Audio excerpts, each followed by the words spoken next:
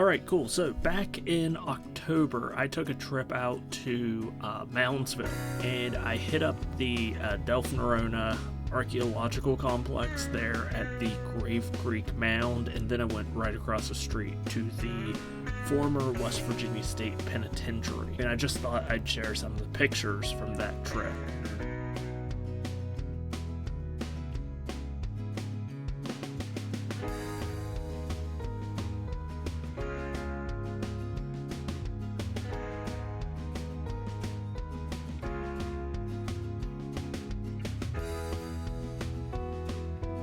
And if you've never been to the Grave Creek Mound, it is just this massive Adena burial mound. It really is huge. Within the museum itself, it has several artifacts, along with just some other West Virginia memorabilia, I guess would probably be the best word for it.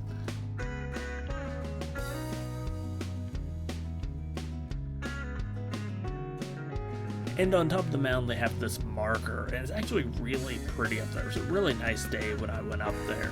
From the top of the Grave Creek Mound, you can get some really good pictures of probably what Moundsville is most known for, which is the former West Virginia State Penitentiary.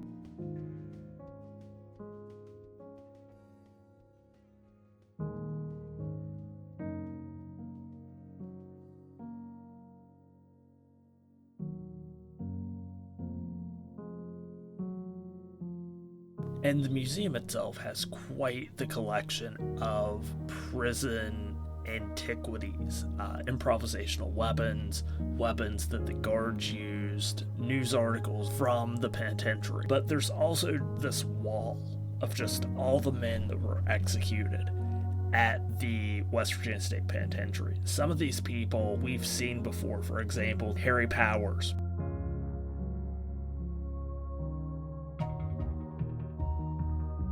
Four of the Harrison County mafiosos that I talked about briefly in my West Virginia during the time of Prohibition video.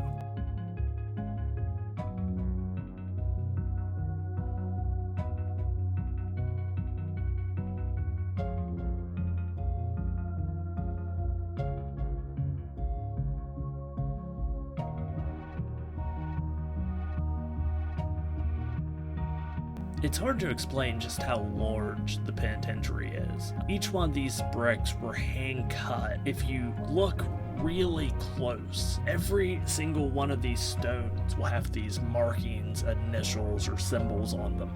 Every single one of these stones has a story attached to it, has an individual attached to it.